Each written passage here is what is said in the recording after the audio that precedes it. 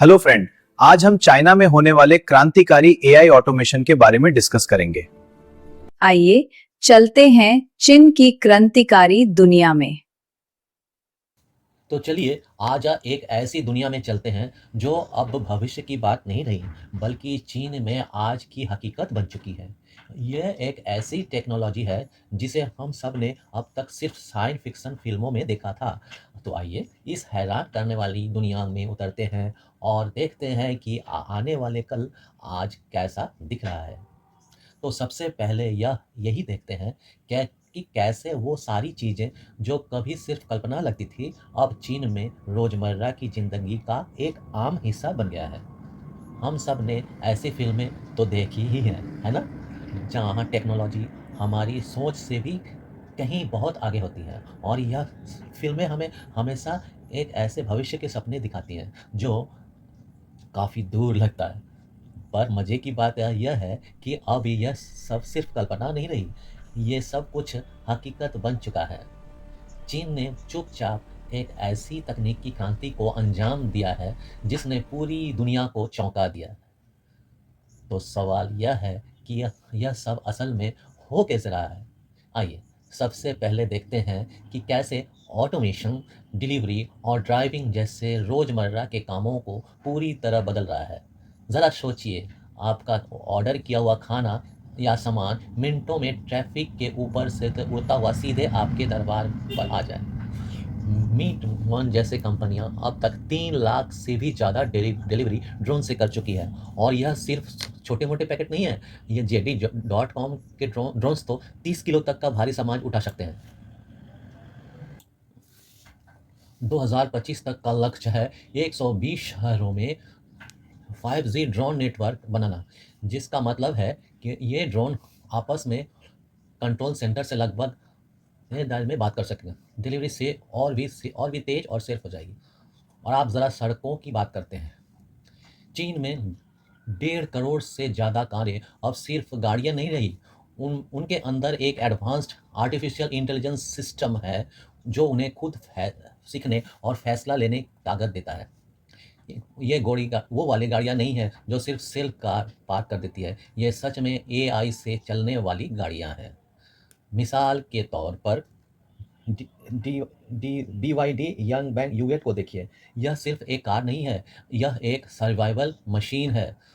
यह पानी में एक नाव की तरह 30 मिनट तक तैर सकती है और अपनी ही जगह पर 360 डिग्री के टैंक टंग भी ले सकती है। इससे पता चलता है कि चीन सिर्फ सुविधा के लिए नहीं है, कि मुश्किल से मुश्किल हालात के लिए भी टेक्नोलॉजी बना रहा है। अब देखते हैं कि टेक्नोलॉजी बड़े पैमाने पर इंफ्रास्ट्रक्चर में स्पीड और एफिशिएंसी सारे रिकॉर्ड्स कैसे तोड़ रही है। ये नंबर इलेक्ट्रिक गाड़ियों की सबसे बड़ी परेशानी का हल है।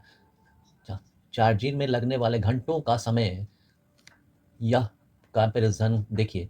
यहीं पर असल असल क्रांति है। जितनी देर में आम कार में पेट्रोल भरता है, ठीक उतनी ही देर में BYD का हाइपर चार्जर एक इलेक्ट्रिक कार को 400 किलोमीटर चलने लायक चार्ज कर देता है। यह सच में एक बड़ा गेम चेंजर है। और बात यहीं ख़त्म नहीं होती है।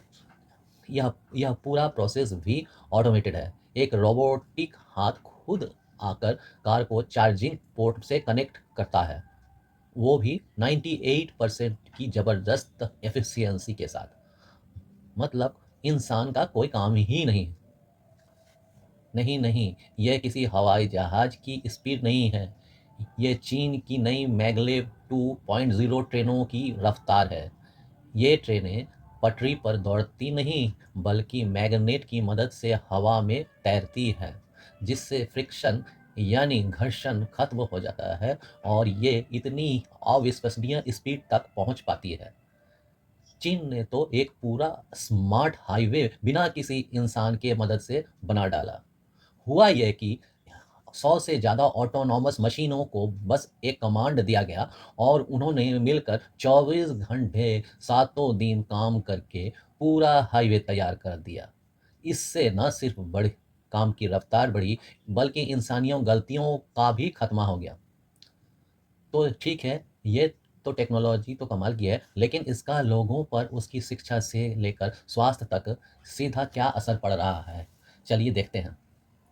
चीन को यह बात समझ आ गई है कि भविष्य एआई का है, इसलिए वहाँ बच्चों को सिर्फ एआई का यूज़र नहीं बल्कि क्रिएटर बनाने पर जोर दिया जा रहा है। सोचिए, 6 साल की उम्र से ही बच्चों को आर्टिफिशियल इंटेलिजेंस सिखाया जा रहा है, और ये कोई छोटा-मोटा पायलट प्रोजेक्ट नहीं। चीन के 184 से भी ज़्यादा स्कूलों में एआई को ज़रूरी सब्जेक्ट बना दिया गया है। ये चीन ने अपने एयरपोर्ट्स को पूरी तरह से बायोमेट्रिक बना दिया है। चेक इन से लेकर बोर्डिंग तक हर जगह चेहरा ही पहचान है। बस कैमरे के सामने देखना है और पूरा प्रोसेस सिर्फ 12 सेकंड में पूरा हो जाता है। लेकिन ये सुविधा जितनी कमाल की है, उतनी ही बड़ी बहस को भी जन्म देती है, प्राइवेसी की बहस को। ये है स्काईनेट सर्वेलेंस सिस्टम में लगे कैमरों की अनुमानित संख्या। जी हाँ, 200 करोड़ से भी ज्यादा। ये एक ऐसा नेटवर्क है जो देश के कोने-कोने में लोगों की हर गतिविधि पर नजर रखता है। तियानवांग या स्काईनेट एआई का इस्तेमाल करके रियल व्यक्तिगत स्वतंत्रता पर गंभीर सवाल भी खड़े करता है।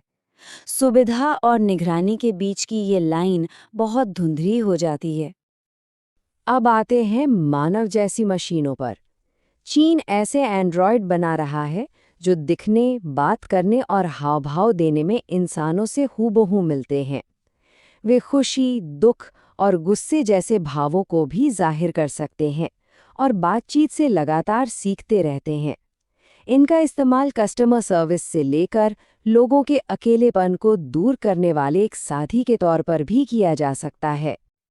हेल्थ केयर में तो एआई की सटीकता और भी चौंकाने वाली है। बीमारियों को पहचानने में रोबोट डॉक्टर्स की एक्यूरेसी 93% तक पहुंच गई है, जो अक्सर इंसानी डॉक्टरों की औसत एक्यूरेसी को भी पार कर जाती है। और तो और, चीन अब दुनिया का पहला पूरी तरह से रोबोट से चलने वाला अस्पताल बनाने की योजना बना रहा है। तो खेत से लेकर अस्पताल तक, सड़क से लेकर आसमान तक, चीन ने लगभग हर जगह मशीनों को इंसानों की जगह दे दी है। ये एक ऐसा भविष्य है जो रोमांचक भी है और थोड़ा डरावना भी। असल में बात यही है कि टेक्नोलॉजी एक दो-धारी तलवार जैसी है। इस जबरदस्त तकनीकी तरक्की की कीमत क्या है? क्या प्राइवेसी, व्यक्तिगत आज़ादी और इंसानों की नौकरियों की बलि देकर ही ऐसा भविष्य बनाया जा सकता है? ये सवाल अब सिर्फ सोचने के लिए नहीं रहे, बल्कि हकीकत बन चुके हैं। तो आखिर में सवाल यही बचता है, जब मशीनें हमारा सारा काम करने लगेंगी, तो हम इंसान क्या करेंगे? ये एक ऐसा सवाल है जिसका जवाब हम सबको मिलकर खोजना होगा, और शायद बहुत जल्द खोजना होगा। ये है चीन की पूरी तकनीकी विकास। Please like, subscribe and share Debasis Puja Mandir channel.